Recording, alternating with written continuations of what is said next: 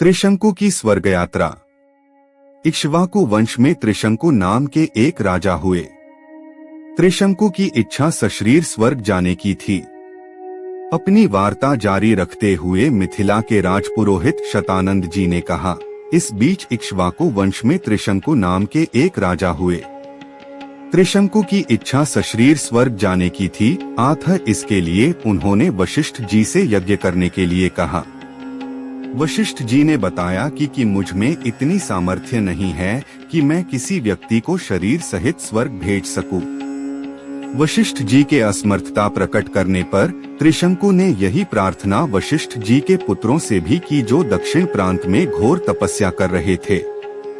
इस पर वशिष्ठ जी के पुत्रों ने कहा कि अरे मूर्ख, जिस काम को हमारे पिता नहीं कर सके तू उसे हमसे कराना चाहता है। ऐसा प्रतीत होता है कि तू हमारे पिता का अपमान करने के लिए यहाँ आया है। उनके इस प्रकार कहने से त्रिशंकु ने क्रोधित होकर वशिष्ठ जी के पुत्रों को अपशब्द कहे। वशिष्ठ जी के पुत्रों ने रुष्ट होकर त्रिशंकु को चांडाल हो जाने का शाप दे दिया। शाप के कारण त्रिशंकु का सुंदर शरीर काला पड़ गया। सिर के बाल चांडालों जैसे छोटे छोटे हो गए। गले में हड्डियों की माला पड़ गई। हाथ पैरों में लोहे की कड़े पड़ गए। त्रिशंकु का ऐसा वेश देखकर उनके मंत्री तथा दरबारी उनका साथ छोड़कर चले गए। फिर भी उन्होंने सशरीर स्वर्ग जाने की इच्छा का परित्याग नहीं किया। वे विश्वामित्र के पास जाकर बोले कि ऋषिराज, आप महान तपस्वी हैं। मेरी सशरीर स्वर्ग जाने की इच्छा को पूर्ण करके मुझे कृतार्थ कीजिए। विश्वामित्र ने कहा कि राजन, तुम मेरी शरण में आए हो, मैं तुम्हारी इच्छा अवश्य पूर्ण करूंगा।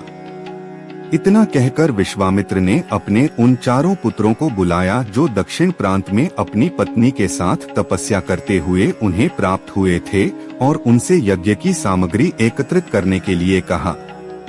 उन्होंने अपने शिष्यों के द्वारा वशिष्ठ के पुत्रों सहित वन में रहने वाले सब ऋषि मुनियों को यज्ञ में सम्मिलित होने के लिए निमंत्रण भी भिजवा दिया। शिष्यों ने लौटकर बताया कि सब ऋषि मुनियों ने निमंत्रण स्वीकार कर लिया है, किंतु वशिष्ठ जी के पुत्रों ने यह कहकर निमंत्रण अस्वीकार कर दिया कि जिस यज्ञ में यजमान चांडाल और पुरोहित क्षत्रिय हो, उस यज्ञ का भाग हम स्वीकार नहीं कर सकते। यह सुनकर विश्वामित्र जी ने क्रुद्ध होकर कहा कि उन्होंने अकारण ही मेरा अपमान किया है। मैं उन्हें शाप देता हूँ कि उन सबका नाश हो। आज ही वे सब कालपाश में बंधकर यमलोक को जाएं और 700 वर्षों तक चांडाल योनि में विचरण करें। उन्हें खाने के लिए केवल कुत्ते का मांस मिले और सदैव कुरूप बने रहें। इस प्रकार शाप देकर वे यज्ञ की तैयारी में लग गए। शतानंद जी ने आगे कहा, हे राघव, विश्वामित्र के शाप से वशिष्ठ जी के पुत्र यमलोक सिधार गए। वशिष्ठ जी के पुत्रों के परिणाम से भयभीत सभी ऋषि मुनियों ने यज्ञ में विश्वामित्र का साथ दिया। यज्ञ की समाप्ति पर विश्वामित्र ने सब देवताओं को नाम ले लेकर अपने यज्ञ भाग ग्रहण करने के लिए आह्वान किया, किंतु कोई भी देवता अपना भाग लेने नहीं आया। इस पर क्रुद्ध होकर विश्वामित्र ने अर्घ्य हाथ में लेकर कहा कि हे त्रिशंकु, मैं तुझे अपनी तपस्या के बल से स्वर्ग भेजता हूँ। इतना कहकर विश्वामित्र ने मंत्र पढ़ते हुए आकाश में जल छिड़का और राजा त्रिशंकु शरीर सहित आकाश में चढ़ते हुए स्वर्ग जा पहुँचे। त्रिशंकु को स्वर्ग में आया देख इंद्र ने क्रोध से कहा कि रे मूर्ख, तुझे तेरे गुरु ने शाप दिया है, इसलिए तू स्वर्ग में रहने योग्य नहीं है। इंद्र के ऐसा कहते ही त्रिशंकु सिर के बल पृथ्वी पर गिरने लगे और विश्वामित्र से अपनी रक्षा की प्रार्थना करने लगे। विश्वामित्र ने उन्हें वहीं ठहरने का आदेश दिया और वे अधर में ही सिर के बल लटक गए। त्रिशंकु की पीड़ा की कल्पना करके विश्वामित्र ने उसी स्थान पर अपनी तपस्या के बल से स्वर्ग की सृष्टि कर दी और नए तारे तथा दक्षिण दिशा में सप्तर्षि मंडल बना दिया। इसके बाद उन्होंने नए इंद्र की सृष्टि करने का विचार किया, जिससे इंद्र सहित सभी देवता भयभीत होकर विश्वामित्र से अनुनय विनय करने लगे।